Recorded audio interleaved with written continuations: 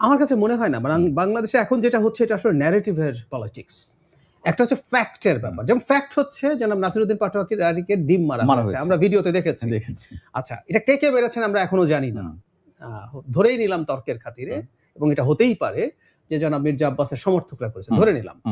কিন্তু এটাকে কেন্দ্র করে আপনি এটার জন্য এখন তাহলে কি দাঁড়ালো? আবার ওনার আওয়ামী রাজনীতির একটা লক্ষণ আমি দেখছি। আমাদের নিশ্চয়ই মনে আছে বিএনপির বিরুদ্ধে আওয়ামী লীগ যা যা অভিযোগ করতো, রাস্তায় কোনো ছোটখাটো অপরাধ হচ্ছে, হুকুমের আসামি হচ্ছে বেগম খালেদা জিয়া। হ্যাঁ, ঠিক একই রকম ব্যাপার, এটা আওয়ামী রাজনীতি। ডিম মারা হয়েছে তারেক রহমান পাঠিয়ে সম্মতি শুধু মানে পাঠিয়েছেন।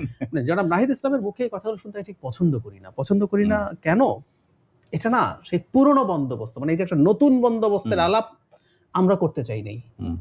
ওনারা এসে না আমাদের এগুলো বলে বলে বলে বলে শিখিয়েছেন, অথচ আমরা দেখি ওনার প্রার্থীরা টুপি মাথায় দিয়ে হাঁটছেন। আমি টুপি মাথায় দিয়ে হাঁটাকে প্রবলেম বলছি না, যিনি সাধারণত টুপি পরেন না, আমাদের মাথায় ঘোমটা দেন না, আমাদের দেশের নির্বাচনের ক্ষেত্রে পুরনো বন্দোবস্তে এটা হতো, ওনারা নতুন বন্দোবস্তে এসে একই কাজ করছেন। একইভাবেই লোকাল লিখেছে, ইভেন এটাতে যিনি প্রার্থী তারও সায় আছে কিনা এটা প্রশ্ন আমরা করতে পারি। বিএনপি তো রেজিমেন্টেড ফোর্স না, যদি আবারও বলছি, যদি বিএনপি করে থাকে, ছাত্রদল যদি করে থাকে, ও তো রেজিমেন্টেড ফোর্স না, ওর অনেকগুলো গ্রুপস আছে, ফোকাস আছে, কেউ একজন করেছে। কিন্তু আপনি ট্রেনে আনলেন, ওই যে বললাম তারা একটা ন্যারেটিভ এস্টাবলিশ করার চেষ্টা করতে চাইছেন। এখন ব্যাপারটা হচ্ছে এই যে নির্বাচনে যদি আপনি এখন এই ন্যারেটিভটা এস্টাবলিশ করতে পারেন সাকসেসফুলি, এটা আপনার নির্বাচনে আপনাকে লেভারেজ দেবে। আবার যদি না পারেন, এটা কিন্তু খুবই হাই স্টেক গ্যাম্বল হয়েছে, যদি আপনি না পারেন তাহলে যে বললাম আপনার ব্র্যান্ডিং হয়ে যাবে যে আপনার কাছে তো আমরা ভিন্ন কিছু এক্সপেক্ট করেছিলাম। আপনি একটু বিবেচনা করেন, এটা এরকম যে এই একই ঘটনা যদি বাংলাদেশ প্রত্যন্ত কোনো অঞ্চলে ঘটতো তাহলে সেটা এতটা প্রচার পাওয়া বা এতগুলো মিডিয়া থাকতো কিনা আমি জানি না।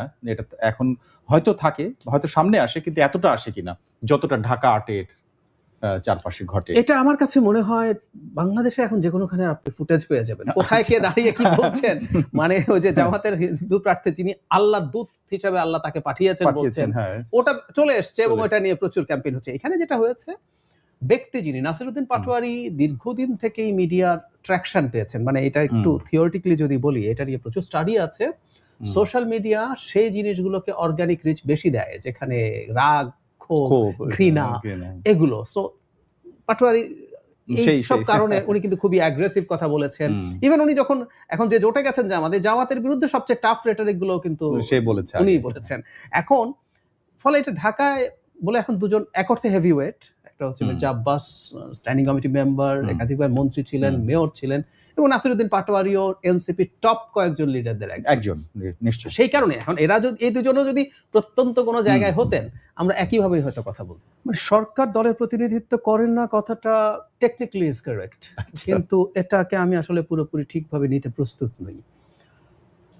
ধরুন 3 জন ছাত্র নেতা ছিলেন, এর মধ্যে 2 জন এনসিপিতে চলে গেছেন, আমরা অনেক আগে থেকে জানি। আমি এভাবে বলতাম, নাহিদ ইসলাম রিজাইন করলেন, তার কিছুদিনের মধ্যে তিনি, মানে আমরা জানি উনি কি একদিন সকালবেলা হঠাৎ করে রেজিগনেশনের কথা মনে হলো না, হঠাৎ মনে হলো আমি আজকে থেকে এনসিপি করব। তার মানে উনি সরকারে বসে বসে এনসিপি করছিলেন, এনসিপির প্রসেস তখন এনসিপি শুরু হয় নাই। আসিফ মাহমুদ সজীব ভুঁইয়া আমরা জানতাম তো, মাহফুজ আলম জান নাই, মাহফুজ আলম স্ট্যাটাস দিয়েছেন 1.5 বছর ধরে উনি এই দলকে গ্রুম করেছেন, উনি নিজে লিখেছেন। এটা হলো একটা গ্রুপ, তারা এখন জামাতের সাথে জোটে আছেন। জামাতের মধ্যে থাকা, মানে সরকারের মধ্যে থাকা লোকজনের মধ্যে জামাতের সমর্থক আছেন, এবং আমি একটা জিনিস একটু কোট করতে চাই। একটা টক শোতে আমার সাথে ইত্তেফাক এর এক্সিকিউটিভ এডিটর জনাব সালেউদ্দিন ছিল, যেহেতু উনি অন রেকর্ড বলছেন, আমি ওনাকে কোটই করতে পারি।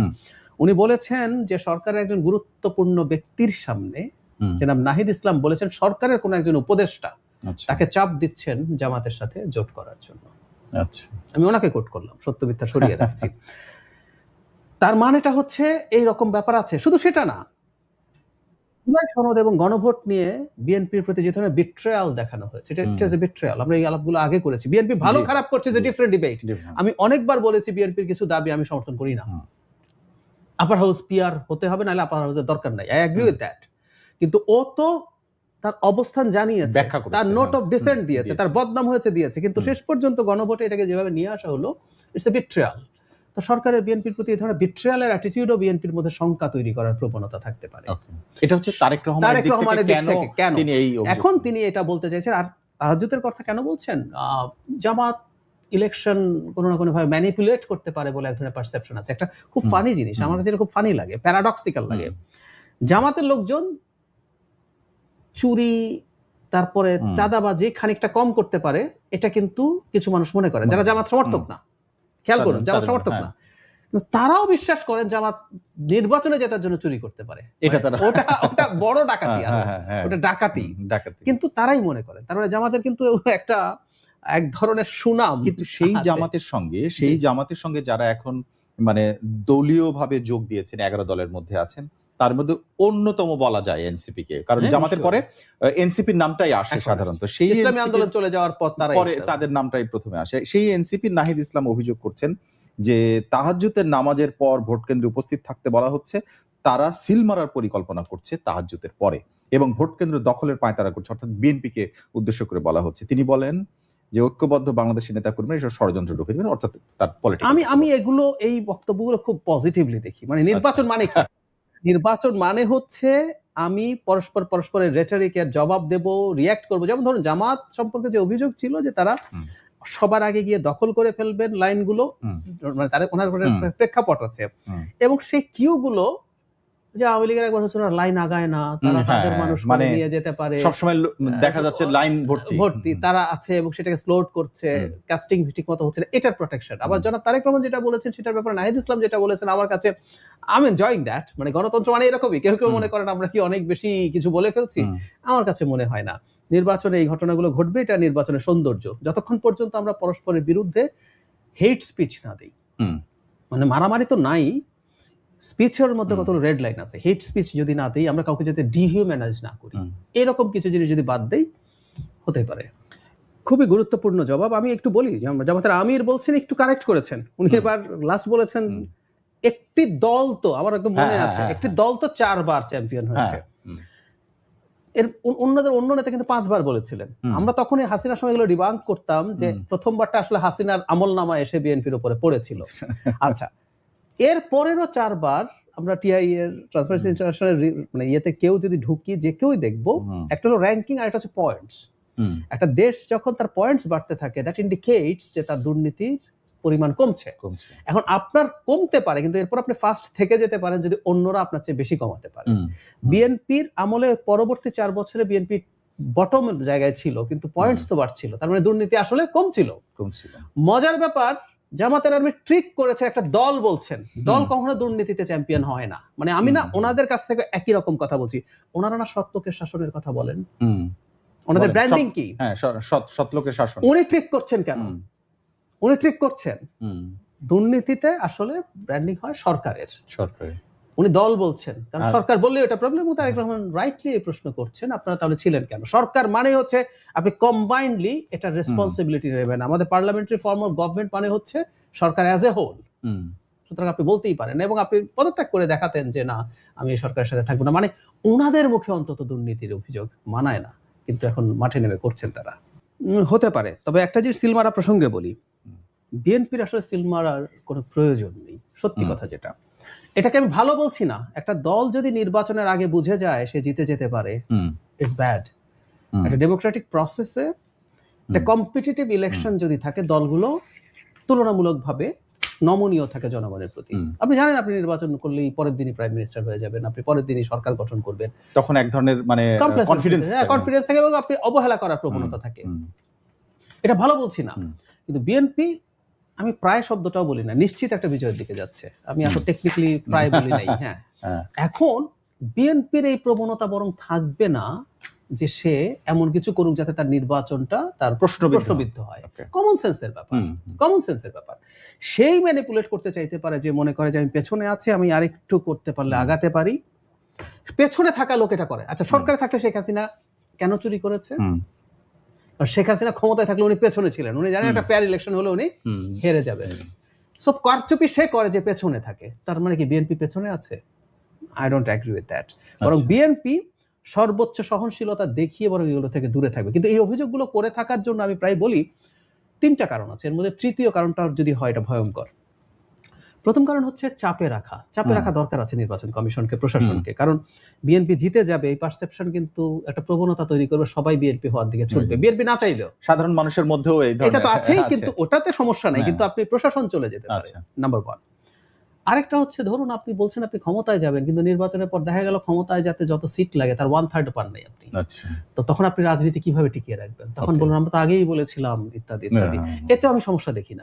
আপনাকে রাজনীতি এটা হচ্ছে যে এক ধরনের নিজের অবস্থা ক্লিয়ার করা, আপনি বেঁচে থাকার চেষ্টা করলেন, তারপর আপনি এটা বলে কাজে মন দিলেন, সংসদে গেলেন। থার্ড ওয়ান যেটা নিয়ে, এটা যদি হয় সেটা হচ্ছে এরা যদি নির্বাচন বয়কটের পথে হাঁটতে চায়, তার জন্য তো কিছু গ্রাউন্ড তৈরি করতে হবে। তখন বলবেন আমরা বলছি ইত্যাদি ইত্যাদি ইত্যাদি। এটা ডিজাস্ট্রাস। তবে আমি ধারণা করি তারা এই পথে যাবেন না, এটা সবচেয়ে খারাপ কিছু। কিন্তু এই নেগেটিভ বলার কারণ এটাও হতে পারে, কিন্তু আমি মনে করি না তারা এদিকে যাবেন, এই ঝুঁকি তারা নেবেন বলে। কিছু বক্তব্য দিয়ে ক্ষমা চাওয়া, আমি আরেকটু পেছনে যাই। আমির হামজা নামে একজন ক্যান্ডিডেট আছে জামাতের। এমন কোনো বাজে কথা আপনি চিন্তা করতে পারেন না, এমন কোনো ফালতু কথা আপনি চিন্তা করতে পারেন না, এমন কোনো মিথ্যা কথা আপনি চিন্তা করতে পারেন না যেটা উনি বলেননি। এমনকি 2 বছর আগে সম্ভবত জনাব আরাফাত রহমান কোকোকে উনি বলতে বলতে কুকুর বলেছেন। আমি শব্দটা বলেই ফেললাম। একজন মৃত মানুষ, বহু আগে মারা গেছেন, আমরা এটাকে তাদের ওই পরিবারের উপর যে টর্চার তার সাথে মেলাতে পারি। এরপর আমির হামজা সাহেব ক্ষমা চেয়েছেন। মানে একটা মানুষ, উনি যেহেতু ধর্মকর্ম করেন, উনি কোনো মাদক দ্রব্য খেয়ে ইনটক্সিকেটেড ছিলেন আমি মনে করছি না। আপনি এই কথাটা বলতে পারেন কিনা, মাফটার কথা পরে। আপনি কোন পাবলিকলি আপনি কোন স্ট্যান্ডার্ড, আপনার কালচারাল স্ট্যান্ডার্ড কোথায়? ঠিক একইভাবে যে এমপি কথা বললেন, নারীদেরকে নিজে কথা, উনি সরি বলেছেন, কিন্তু আরেকটা কথা, কোনো কিছু আপনার থেকে বেরিয়ে যায় মানে কি জানেন, ওটা আপনার ভেতরে কোথাও আছে, এটা বেরিয়ে গেছে। ওনার হয়তো বেরিয়ে যাওয়ার জন্য সরি বলতে পারেন, কিন্তু উনি এটা মনে করেন, ওনাদের এই ধরনের প্রবণতা আসলে আছে। যেমন আমার প্রশ্নটা ছিল যে এরকম আরো অনেকের থাকতে পারে কিনা? অবশ্যই পারে, আছে। মানে ওনারা একটা নারীকে কি চোখে দেখেন তার প্রমাণ হচ্ছে একজন নারীকেও তারা নমিনেশন দেননি। এবং আমি এখন, যেহেতু উনি অন রেকর্ড স্ট্যাটাস দিয়েছেন, এনসিপির একজন গুরুত্বপূর্ণ সদস্য স্ট্যাটাস দিয়েছেন, একজন নারীর মাথায় কাপড় নেই এনসিপির। ওনাদের তো আবার নারী নেই, তাদের পোস্টারের মধ্যে এটা নিয়ে একটা দল অভিযোগ করেছে যে পোস্টার দেওয়া যাবে না। তো এই হচ্ছে প্রেক্ষাপট। সুতরাং তাদের মধ্যে নারীকে তারা কিভাবে দেখেন এটা আসলে মোটামুটি স্পষ্ট। এখন ডাকসুবাই সবকিছু কি অনেক কনফিডেন্স দেবে? আমার মনে হয় না। কিছুদিন আগে এটার আসলে একটা ক্লিয়ার প্রমাণ হয়েছে। জামাতের আমির বেগম খালেদা জিয়ার শোক বইয়ে স্বাক্ষর করতে গিয়ে জনাব তারেক রহমানের সাথে সাক্ষাৎ করেন। সেই সাক্ষাৎ করার পরে উনি বেরিয়ে যেচে পড়ে জাতীয় সরকারের আলাপ করতে শুরু করছেন। উনি বলছেন যে আমরা 5 বছর একসাথে কিছু করা যায় কিনা, দেশের স্থিতিশীলতার স্বার্থে, নির্বাচনের পর সরকার গঠনের আগে আমরা আবার দেখা করতে চাই। Clear indication. মজার ব্যাপার, ইসলামী আন্দোলন যে জামাতের জোট ছেড়ে গেল, তার মধ্যে 3টা কারণ দেখিয়েছে। এর মধ্যে এটা একটা কারণ যে তারা জাতীয় সরকারের প্রপোজাল নিয়ে গেছেন এবং তারা বিএনপির কাছে, এবং তারা নিশ্চয়ই একটা প্ল্যান্ড ইলেকশনের মধ্যে যেতে চান, সেই কারণে তারা বেরোচ্ছেন। তো যদি ওনারা এতই যে তার ব্যাপারে কনফিডেন্ট থাকবেন, তাদের জাতীয় সরকারের আলাপে যাওয়ার কথা না। এখানে আরেকটি প্রসঙ্গে এসেছে, একটা কিছু একটু বলে রাখি, এটা ইম্পর্টেন্ট। প্রত্যেকটা দলকে, আমি জামাতের আবার জিতে যাব মেন্টালিটি দেখানোকেও সঠিক বলে মনে করি। আপনি যখন বাংলাদেশ ভোট কিছু বাড়ার সম্ভাবনা থাকে, কেন আমি বলি, উইচ ইজ ভেরি ইম্পর্টেন্ট। আমাদের ভোটের ক্ষেত্রে সুইং ভোট বলে একটা অংশ আছে, যারা ডিসাইডেড না ক্লিয়ারলি। এদের একটা প্রবণতা থাকে যে দল নির্বাচনে জিতবে তাকে ভোট দেওয়ার। এটার কারণও আছে। আমি যে কনস্টিটিউয়েন্সিতে আছি, আমি যদি মনে করি, তার তর্কের খাতিরে ধরলাম যে জামাতের ক্যান্ডিডেট বিএনপি ক্যান্ডিডেট যেতে ভালো, তর্কের খাতিরে, কিন্তু আমি যদি কনভিন্স হয়ে বিএনপি ক্ষমতায় আসবো, তখন মনে হবে জেতা পার্টির এমপি যদি থাকে, ও যদি একটু খারাপও হয়, এখানে অনেক উন্নয়ন করতে পারে। আমাদের সংসদ নির্বাচন মানে উন্নয়ন। এখন জামাতও যদি এই পারসেপশন তৈরি করতে না পারে যে আমি জিতে যাচ্ছি, তাহলে ওই সুইং ভোট তার পক্ষে আসবে না। কিন্তু আমি ধারণা করি জামাত এটা পেরে উঠবে না।